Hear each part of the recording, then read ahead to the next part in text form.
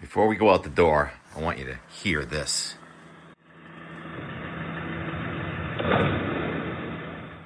The sound of an earthquake off of York Beach, Maine yesterday. AnchorageIn.com. Sun and Surf Restaurant. Michael McCormick, my webcam man, partner, set up this webcam. And it has not sound. One more time. Wow. How do earthquakes make that noise? Let's go out the door. I just put on my lavalier mic. I had to change mics because we're going out into the wind, and I wanted you to hear that sound. What sound? Earthquake booms, Seneca guns, and other sounds. High-frequency vibrations from a shallow earthquake generate the booming sound. High-frequency vibrations. I think we have some of those outdoors right here, right now. Let's check the webcam. This webcam looks over the golf course, and I love looking at that. And now I get to go out right in that. There's the golf course right out there. Frontline glove back on. Opening the door. Card key in the pocket. Not going to lock myself out today. I've got my measuring device. And we're closing the door and going into that same snowbank as yesterday. Now, yesterday when we went out the door, by the way, it's 7:45 and it's 20 degrees and the temperature's falling rapidly, but it's not that windy. So yesterday we made footprints in this snowbank, snow drift, and it was 36 inches deep. And all those footprints have filled in, as you can see. And we're putting the ruler back down in there, and we've moved it to 39 inches of snow. How much in the last 12 hours? Probably about 4 or 5 inches. It's not easy to measure when it's blowing around, and that's going to be the case. This is going to be refilling. Even yesterday when it wasn't snowing, we were getting refills up on the mountain because of the snow just blowing around. Amazing that they kept the lifts open. It was so windy yesterday, and I think we're going to deal with that again today. So the visibility, the mountain's right up there, sinking down, trying to stay out of the wind as much as possible. So the visibility is less than a half mile. And that means that the snow is accumulating a ½ inch per hour. That's how you measure that. The front went by earlier, and Jim Cantori was on X this morning, as he is every morning, and he said, wow, look at that squall line they have in New England. More than 100 miles long of snow squall and thunder snow, and snow squall warnings were in effect. Our snow squall warning was at about 4 o'clock. I got up and I checked. I didn't see too much wind. But there were reports of thunder snow in Buffalo Snow King out there. And here in the J area, the front is now well south of us, and the snow squalls have diminished in most of northern Vermont. But there's this special thing called the J cloud. So when it stops snowing everywhere else, it keeps on snowing here. And I honestly don't know when this is going to stop. It's much drier air coming in. Colder air is drier air, so I expect we probably get breaks of sunshine, but it's an Arctic air mass, so we'll probably still have that diamond dust snow still in the air. So far, it's about 5 inches, and like I said, coming a ½ inch per hour. Yeah, I'm breathless, walking around, thinking about everything that I have to talk about. It is a chaotic weather pattern. We've got waves coming at us, waves of warmth and waves of cold. This is initially a wave of cold coming in, 7 a.m. temperature. Burlington, Vermont down to 21, wind gusting to 36 miles per hour. That's the cold air advection, cold air moving in from Canada. And in southern New England, we're still in the mid and upper 30s with southwest wind, warm air advection. And fronts headed into southern New England with just a few snow showers today. And the temperature is going to be falling. So we are going to get below freezing in Boston, probably during the afternoon. The high temperature for today was this morning already. And just as quickly as this cold air comes in, it's going to go out. I'm going to try and get up. I don't know if there's any lifts running or not, but I'm going to try and do this quickly. So let's go to the NAM. Yesterday I said it only goes out 60 or 48 hours. The NAM goes out 84 hours. So it takes us to 1 o'clock on Friday, and see if you can keep track of all this. There go the snow showers and snow squalls to the east, and here comes those blue lines The 510 is the Arctic front pressing into southern New England, and the black lines are isobars, very windy, cold air advection. And just as quickly, that 510 starts lifting back to the north, and here comes another wave on this front. It's going to be a warm front, cold front combination again tomorrow, and there's the snow coming in. Southeastern Massachusetts, even Cape Cod, may get a quick burst of snow tomorrow morning. That's the warmer air coming back. And then tomorrow afternoon, we're in the warmer air in southern New England. It shuts down, and it keeps on snowing in Maine, New Hampshire, and here in northern Vermont, and we'll still be here tomorrow. And then that kind of shuts down, and then here comes the cold air advection again tomorrow night, and here comes the 510 line back into parts of eastern New England, but then it starts lifting back out again, and here comes another warm front on Friday, and blue is snow, quick snow to rain on Friday at 1 o'clock, rain in southern New England, snow in northern New England. So that's 3 systems in the next 3 days. Stopping it at 1 o'clock here, really make out that rain-snow line. The green is the rain, the blue is the snow. And that 546, I always talk about the thicknesses, where warmer air is less dense. So the thickness, the height you have to travel, get up in the sky to 500 millibars is 546 decameters. That's warm enough for rain. And then the 540 line, 540 decameters up to the 500 millibar level is cold enough for snow. So there's another little meteorology lesson if you haven't been following along. I try and add something every day to our education of weather and weather map interpretation. So snow in north and rain in the south. So these 3 systems, now for most areas, that's not a lot of snow. I'd say, in southern New England, you just get a quick coating, but it could get a little icy on, tomorrow morning. And then Thursday morning, we're in the cold and it's so windy. And then on Friday, we start to warm it up in southern New England, but then another batch of cold air coming in, and this whole fiasco of our groundhog weekend storm, boy, has it changed so dramatically. Last week, it looked like we'd have a nor'easter in New England on Groundhog Day with that system that came into California getting here with plenty of cold around. And then a couple days later, it showed just warm and rain showers here for Saturday and Sunday with temperatures pushing 60. Because the low is going to track so far to the west, and now it's totally changed again, faster, farther south. So let's go to the Pivotal Weather Euro, ECMWF, and do the play-by-play, day by day. Oh, wait. I was closing my eyes, and it just started snowing much harder again. Oh, I love when this happens. Unfortunately, it's blowing. So yeah, timeout. I'm going to give you a 3 times zoom, and there it is. All right, now we're going to come back to half zoom and go to that Euro I was just talking about. And there's the storm. It was such a powerful storm to our north yesterday in Canada, taking off, racing so fast. And the changes are happening so fast, too. That system coming out of the southwest is going to generate some thunderstorms late today, tonight over Texas. And then we're going to have our little wave on a front going over us tomorrow afternoon. And that's gone, and then, mostly gone. Then new cold air advection comes back in for Thursday. Very cold here. And now Thursday, we're going to have severe weather possible in the Mississippi River Valley, maybe even tornadoes. And that system is going to come up on our doorstep. And so fast, the cold has come in. It's retreating again, and it's getting warm enough in New England on Friday that we may have snow or rain at the south coast, and then snow, and the freezing rain threat has really diminished now because this is all moving so fast and the high is just not in the right place. So everything is dynamic and changing. And then that exits stage right, racing to the east. It's a powerful storm, but it's moving so fast, and it's a new fast, flat flow. And all of a sudden, Saturday, we're cold and dry with high pressure coming in from southeastern Canada. Oh, I got to take a breath, because a couple days ago, our Saturday forecast, we've been stopping it on Saturday several times. We'll do it again right here. This is Saturday at 7 p.m. Cold, high pressure is here.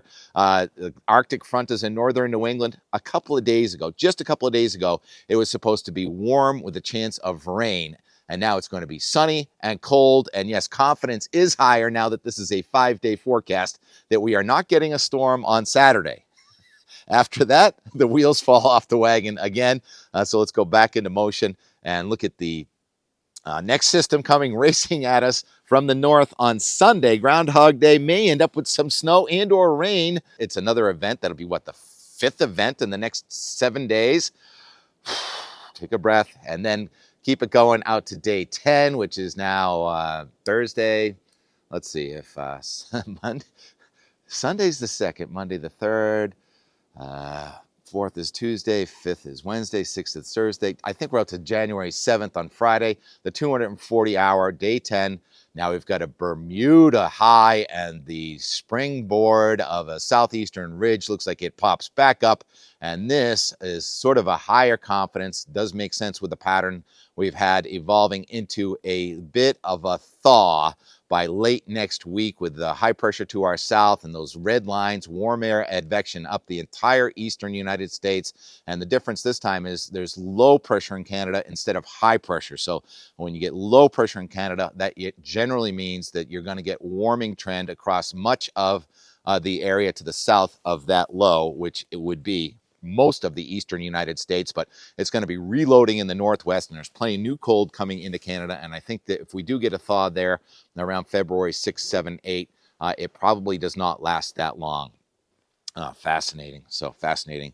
Oh, look at this. I've been holding my camera with this hand, and this is how much snow has fallen, and my glove is off right now because I want to zoom in again because the visibility just went down. This is probably one of the more dynamic out the doors I've had, and I love your comments. Where's Steve and T-Rex? They are home. They couldn't make this trip. I don't want to lock them out of the... Oh, I accidentally just shut it off. I don't want to lock Steve and T-Rex out of the house, so that's why they're not with us. And the Ice Bucket Challenge, yeah, it's a long story, and all the comments, I don't really have time to get to all of them. I'm trying to go skiing here, but let's go around to the front and see if we can't see what's going on up on the front side. And trekking through this snow. He's trekking. And because I can give you a measurement, but this is powder, blower pow, we call it blower pow. And it just keeps coming. Very low density snow. So the plows are out, and let's just go next to the car. This is all fresh snow. So here's the official measurement. We're at 5, just about 5 inches and counting. And like I said, it's blowing, and it feels like the wind is light enough that we can go skiing.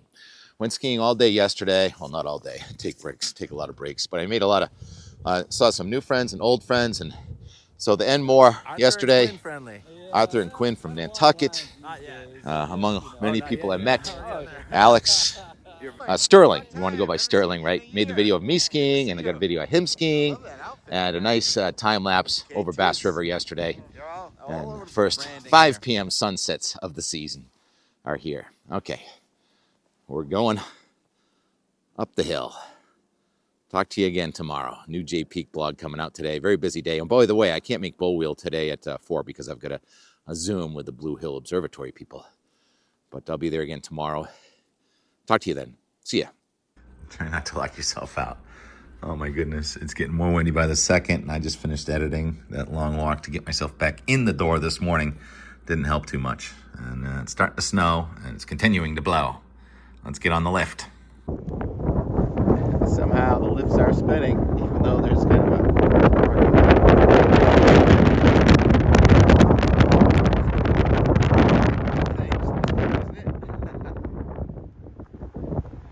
Oh yeah. This too shall pass. In February. It must have gusted to about 50 when we got off. That's really calmed down the last 2 seconds. Good job keeping these lifts open. Definitely gusting to 50 up here. There you go.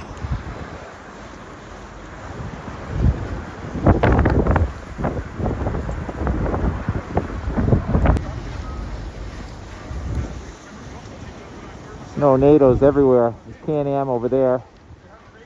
Delivering some powder in there.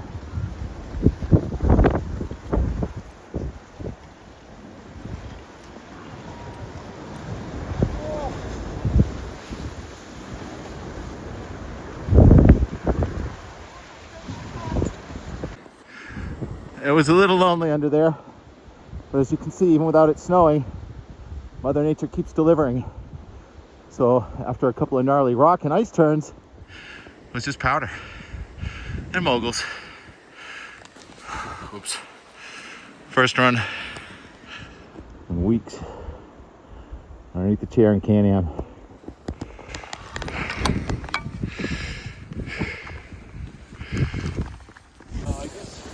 gorgeous. Between the gusts, it's just a beautiful day. Temperatures in the mid-20s. And look at all that blue sky. Better day to see exploring. It means Timbuktu.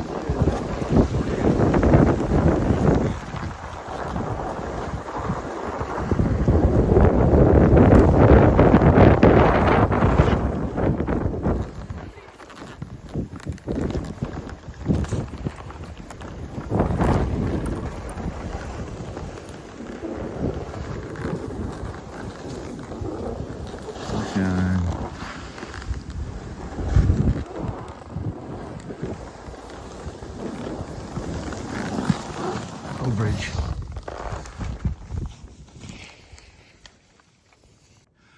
Can you make out that line up there?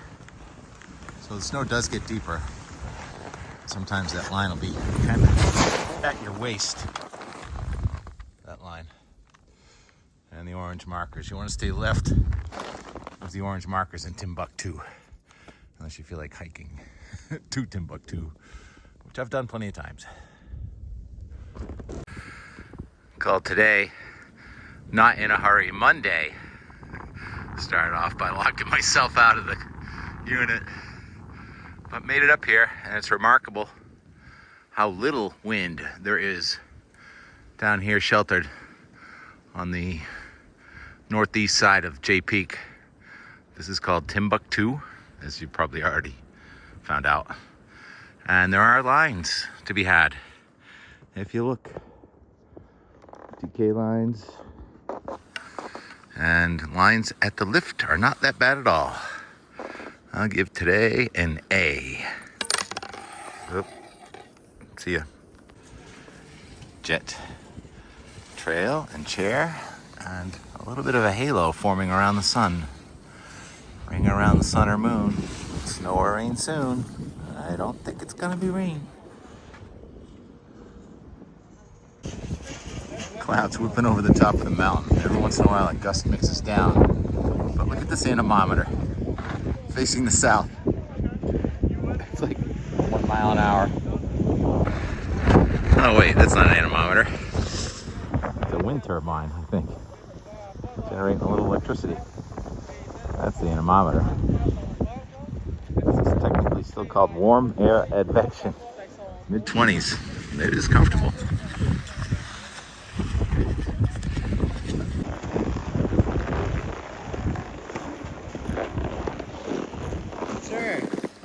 Can you take a photo of us? I live for it. What's your name? Where you from?